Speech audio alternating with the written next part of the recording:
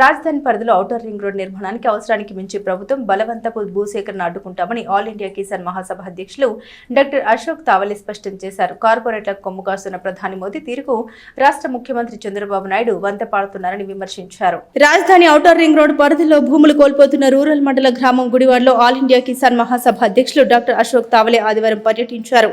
రైతులతో మాట్లాడి వారి ఇబ్బందులు తెలుసుకున్నారు. భూసేకరణకు మార్కింగ్ చేసిన ప్రాంతాన్ని పరిశీలించారు. అనంతరం గ్రామంలో జరిగిన రైతుల అవగాహన సదస్సుకు రైతు సంఘం జిల్లా ఉపాధ్యక్షులు ములక శివసాంబరెడ్డి అధ్యక్షత వహించారు. అశోక్ తావలే మాట్లాడారు. ఔటర్ రింగ్ రోడ్డు ప్రతిపాదనలో కేవలం 70 మీటర్ల వెడల్పు అవసరమని చూపిన ప్రభుత్వం భూసేకరణ విషయానికి వచ్చేసరికి 250 మీటర్ల వెడల్పుకు మార్కింగ్ చేసినట్టు తెలిపారు. పైగా ప్రభుత్వం ధర ప్రకారమే రైతుకు పరిహారం చెల్లించే విధంగా అధికారులు మాట్లాడుతున్నారని, ఈ పరిణామాలతో రైతులు పూర్తిగా నష్టపోతున్నట్లు ఆవేదన వ్యక్తం చేస్తున్నారని తెలిపారు. ఈ విధంగా రాష్ట్ర వ్యాప్తంగా 22 మండలాల్లో 121 గ్రామాల్లో 10,000 ఎకరాల బలవంతపు భూసేకరణకు ప్రభుత్వం పాల్పడుతుందని వెల్లడించారు. కేవలం తెనాలి మండలం గ్రామం గుడివాడలోని 201 ఎకరాల భూమిని రైతులు కోల్పోయే పరిస్థితి అయితే ఉందన్నారు. ఆల్ ఇండియా కిసాన్ మహాసభ రైతు సంఘం రైతులకు అండగా నిలుస్తోందని, రైతులు సమిష్టి పోరాటానికి సిద్ధం కావాలని సూచించారు. గతంలో మహారాష్ట్ర ప్రభుత్వం సెజ్ పేరుతో 30,000 ఎకరాల భూసేకరణకు సిద్ధపడగా ఆల్ ఇండియా కిసాన్ మహాసభ రైతు సంఘం 5 ఏళ్ల పాటు సుదీర్ఘ పోరాటం చేసి భూసేకరణ ప్రక్రియను అడ్డుకున్నట్లు తెలిపారు. అభివృద్ధికి తాము వ్యతిరేకం కాదని, కేవలం అవసరానికి మించి భూసేకరణ మాత్రమే అడ్డుకుంటున్నట్టు తెలిపారు. ఈ సదస్సులో రైతు సంఘం రాష్ట్ర అధ్యక్ష కార్యదర్శులు వి కృష్ణయ్య, కె ప్రభాకర్ రెడ్డి, రైతు సంఘం జిల్లా కార్యదర్శి జె అజయ్ కుమార్, వ్యవసాయ కార్మిక సంఘం జిల్లా అధ్యక్ష కార్యదర్శులు జెట్టి బాలరాజు, ఈమణి అప్పారావు, సిఐటియు జిల్లా ఉపాధ్యక్షులు కె బాబు ప్రసాద్, వివిధ గ్రామాల రైతులు పాల్గొన్నారు. All of us had come today to this Gudivada village. We met all the villagers and we came to know, of course that we know it earlier also, that there is a very bad project, outer ring road, which the state government is wanting to take forward, and as a result of this more than 10,000 acres of land in this entire area in 5 districts, 22 mandals and nearly 121 villages is going to be acquired by the state government, that also not giving any market price but giving only the government price, which is very much paltry, very less than what is the market price. In this Gudivada village itself, 1 out of 121, 201 acre of land is going to be forcibly acquired. Now, therefore, we have all come here. This is extremely fertile land, extremely fertile, 3 crop land here. All India Kisan Sabha, just now we talked to many of the women farmers, men farmers, young farmers are there, senior farmers are there. So all of them we talked over there just now, and they said, the thing is absolutely shocking, they said that we just don't want to give the land. We have given our daughter as gift, but the daughters are now married and now they want to take off the land from here, so that all that land will go. All these various stories we just now heard. So therefore, the All India Kisan Sabha, we are taking a position that this kind of loot of the farmers cannot be allowed. లక్షల్లో ఉండే భూమి సమాధి అయిపోతుంది, అది సమాధిలా అయిపోతుంది.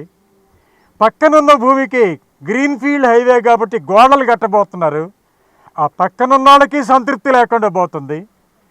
రెండోది, రాజధాని ఇక్కడికి 46 కిలోమీటర్లు ఉంది. ఇప్పుడు చూస్తే జీపీలో ఈ 46 కిలోమీటర్లో 6 లక్షల ఎకరాలు, ఇదంతా కూడా రాజధాని నిండి ఇక్కడికి రావాలా? అది ఎన్ని 100 ఏళ్ళు పట్టిద్దో 200 పట్టిద్దో ఎవరికి అర్థం కావట్లా. అప్పటిదాకా ఈ భూమిని ఇచ్చి ఏం చేయాలి? మీరు ఇచ్చేదో నామినల్గా ఉంది, 10వ వంతు కూడా ఇచ్చేట్లేరు. మరి ఈ కుటుంబాలు ఎట్లా బతకాలా? దీని బాధ్యత ప్రభుత్వందే కదా, కేంద్ర రాష్ట్ర ప్రభుత్వాలదే కదా. అందుకని ప్రభుత్వం చేయమని రేపు 1వ తారీఖు మే 1వ తారీఖున మేము దీనికి ఇట్లయితే ఇవ్వబోవటం లేదని చెప్పి ప్రతి రైతు అబ్జెక్షన్ లెటర్ పెట్టబోతున్నారు. దాని తర్వాత అవసరమైతే వేల మంది సిఆర్డీఏకి ప్రదర్శనగా వెళ్ళి అక్కడ నిరాహార దీక్షలు చేసి మమ్మల్ని జైల్లో పెట్టండి, మా భూమన్నా మాకు ఇచ్చేయండి అని చెప్పి ఒక తీవ్రమైన ఆందోళనకి ఏంటంటే రైతులు వెళ్లాల్సిన స్థితికి ఈ ప్రభుత్వం నెడుతుందని చెప్పి మీకు దృష్టికి తెస్తున్నాం. ప్రజలందరూ రైతులందరూ దీన్ని అర్థం చేసుకొని ఈ ప్రజల్ని తోడుగా మిగతా రైతులకు తోడుగా అండగా ఉండాలని చెప్పి కోరుతున్నాం. 2 మూటల కాడ ముద్రలు వేసిపోయారు. అది మాకు చెప్పలేదు. ఇది వేసామని చెప్పలేదు. ఇప్పుడు సచివాలయంగా నెంబర్లు వచ్చింది. ఆ నెంబర్ల ప్రకారం మేము ఏం చేయాలి? మాకు మార్కెట్ రేట్ రావాలి. రైతులు అందరూ నష్టపోతున్నారు. మేము చిన్నపిల్లలు ఎట్ట బతకాలి, ఏం చేయాలి మీరు ఆలోచించండి. మా పొలాలు మాత్రం మేము ఇవ్వము. మాకు మద్దతు రేటు ఇస్తేనే ఇద్దాము, లేకపోతే మేము సామాన్య చేస్తాం కానీ మేము భూమి ఇవ్వము. మీరు ఏదన్నా చేయండి, ఏదన్నా కానివ్వండి, మేము అసలు మా భూమి మేము వదిలిపెట్టము. మేము తరతరాలు మా పిల్లలు బతకాలా, మేము బతకాలా, ఎట్ట బతకాలి మీరు చెప్పండి. మీ అవకాశం మీరు చూసుకుంటే మా అవకాశం కూడా చూడాలి కదండి. మీరు అసలు ఎట్టాకు మీ ఏ ఆలోచనలో ఉంటారో మా యువరానికి 2 ఎకరాల 40 సెంట్లు అది మా అమ్మాయికి ఇచ్చాము. పెళ్లి చేసే రోజు అది ₹1 ఇచ్చాము. వాటితో వేచింగ్ వచ్చేలాగా ఉంది. అదే మాది రూరల్ ఏరియా కింద వస్తుంది. పంట పొలం అడ్వాన్స్ కింద వస్తుందండి. అది 43 రిజిస్ట్రేషన్ వాల్యూ ఉందంటున్నారు. మాది వచ్చేసి 23, 24 అంటున్నారు. ఒకటే పక్కన ఉన్న పొలానికి పంట ఒకటే కదా చేని అడ్డం గట్టి అడ్డం మాకు 23 వాల్యూ ఏంటి, అటు 43. మా పొలం గుడిగడ గ్రామం 6 ఎకరాలు పోతుందండి. 6 ఎకరాలు పోతుంది కానీ వాళ్ళు వచ్చి మార్కింగ్ వేసి ఇంత పోతుందని చెప్పట్లా. అదే రైతులు మా పుట్టాడు ఏముందంటే 6 ఎకరాలు పోతుందంటే కొంచెం టెన్షన్ పడతాం కదా. ఆ టెన్షన్ తగ్గి మనం కూడా మేము విలేకరులతో చెప్పాము. ముందు మాకు క్లారిటీ ఉంది, భూమి ఎంత పోయేది క్లారిటీ ఉంది, మాకు కొంచెం ఇబ్బంది లేకుండా ఉంటుందని కూడా చెప్పాము. వాళ్ళు ఏ క్లారిటీ ఇవ్వట్లేదు. మరి ఇప్పుడేంటో ఫస్ట్ 70 మీటర్లు అన్నారు, ఇప్పుడు 140 మీటర్లు అంటున్నారు. నిన్న మరి శ్రావణ్ కుమార్ మార్కింగ్ వేసి మరి తీసుకుంటామని అంటున్నాడు. మరి ఏంటో 250 మీటర్లు తీసుకుంటాం అంటున్నారు. మరి ఎంత భూమిని తీసుకుంటే మేము కోల్పోతాం కదా, రైతులు ఏమైపోవాలి. దానికి తగ్గ రేటు కాదు మాకు కావాల్సింది, పొలమే ఇవ్వమనుకుంటున్నాం. రేటు సమస్య అట్లా 1,20,00,000 ఉందండి భూమి. 1 కాడి నుంచి 1,20,00,000 ఉంది. వాడు ఇచ్చే 23 లక్షలకి మాకు ఏమొచ్చింది? 6 ఎకరాల మీద ఏమొస్తుంది? మా కుటుంబం కూడా 2, మా అమ్మాయి, మేము, మా అబ్బాయి, మా ముగ్గురు 6 ఎకరాలు ఉంది. ముందు దాంట్లో పరసాయంగా పొందుతున్నాం కానీ డబ్బులు ఉండవు కదా. అందుకని మాకు తగిన న్యాయం చేయాలి. 2013 ఇప్పుడు సర్వే చేసేటప్పటికి యాభై తగ్గి 1,50,000 అలా తీసుకుంటాడు. ఆయన సర్వే చేసుకుంటాడు. మరి ఒక రైతు తన తండ్రి తాత ఇచ్చినటువంటి భూమిని మరి నమ్ముకున్నప్పుడు మరి ఆయన నష్టపోతాడు.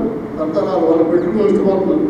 మరి ఒక ఉద్యోగి సర్వే చేసినందుకు 50,10,000 తీసుకుంటున్నాడు. అంతేకాదు అక్కడ మరణించేంత వరకు మరి భార్యకు కానీ అతనికి కానీ మరి పెన్షన్ రూపంలో డబ్బులు ఇవ్వడం జరుగుతుంది.